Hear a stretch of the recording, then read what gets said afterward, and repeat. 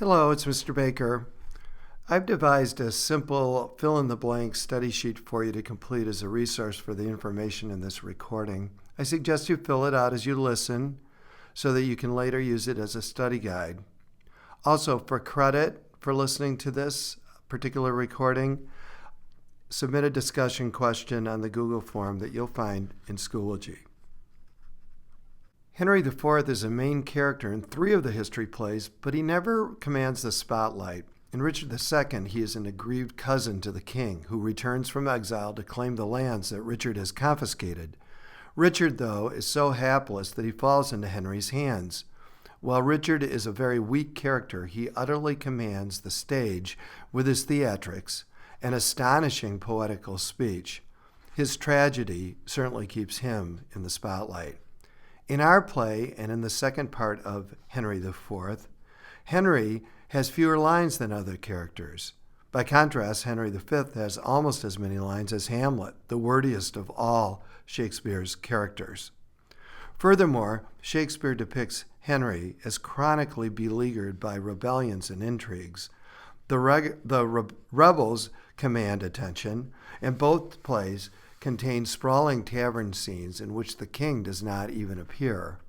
Both the Royal Shakespeare Company and the Shakespeare Festival in Stratford have mounted plays where Henry IV actually appears to be suffering from physical deterioration through the 2 parts of Henry IV, something like a skin cancer, symbolizing his sin of going against God's will by cutting short the reign of Richard II and killing him. He actually confesses to God in part 2, and Henry V prays the blot not mark him in his title play. 3 other characters have more lines in our play than Henry, and more or less share the spotlight. Hal and Hotspur are given nearly co-equal attention in the play. As mentioned elsewhere, Hotspur, in real life, was old enough to be Hal's father, but in the play is depicted as comparable in age, but much greater in promise at the play's beginning. Henry IV muses that he wished it could be proven that his son Hal and Hotspur had been switched at birth.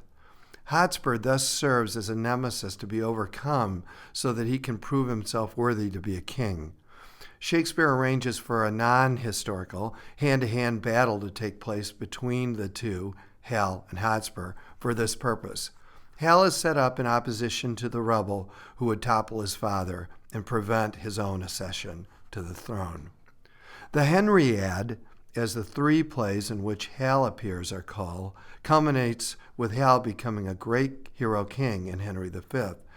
Consequently, the unifying plot of our play involves Hal's own seeming personal rebellion against his father and his ultimate emergence as a true Prince of Wales after achieving heroism in battle. I say personal rebellion because Henry IV is disappointed to reflect that his son spends much of his time with drunkards, petty thieves, and prostitutes. Such were the legends of Hal in the histories that Shakespeare read. We first meet Hal in the tavern, and he navigates between this earthy world and the court, and later the battlefield through the play. He also confides to the audience of his secret plan to reveal his glorious worthiness for kingship in the play's most famous soliloquy, telling us that he will ultimately emerge as the wondrous sun, pun intended. Yet herein will I imitate the sun, who doth permit the base contagious clouds to smother up his beauty from the world, that when he please again to be himself, being wanted, he may be more wondered at, by breaking through the foul and ugly mists of vapors that did seem to strangle him. Nevertheless, the character who commands the most attention in Henry IV is Falstaff, who was an extremely popular character and has been throughout the entire lifetime of the play. In fact, some early performances of the play included the name Falstaff in the title. His popularity may have contributed to the creation of the second Henry play. Even better evidence of this and his popularity is that he is a central character in a later comedy, The Merry Wives of Windsor.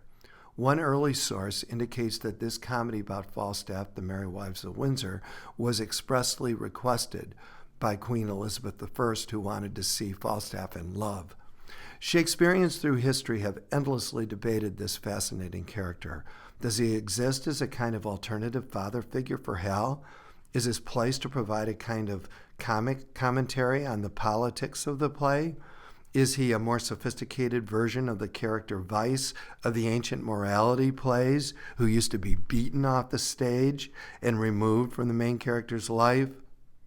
One interesting little trivia bit about Falstaff is that there is ample evidence he was originally named Sir John Oldcastle, satirizing a martyred Puritan. It is thought the descendants of Oldcastle objected to the name being used to the Lord Chamberlain, and the name was changed to that of a minor character, Falstaff, in Richard II, who bears no resemblance.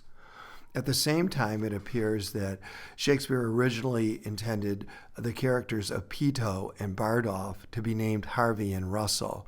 Perhaps the families also objected to this, or Shakespeare got spooked by the change that he was forced to make with Falstaff.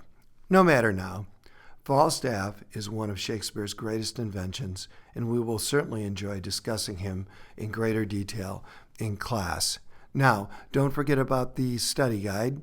Make sure you set it aside for later, and submit a discussion question through the Google form that I've given you.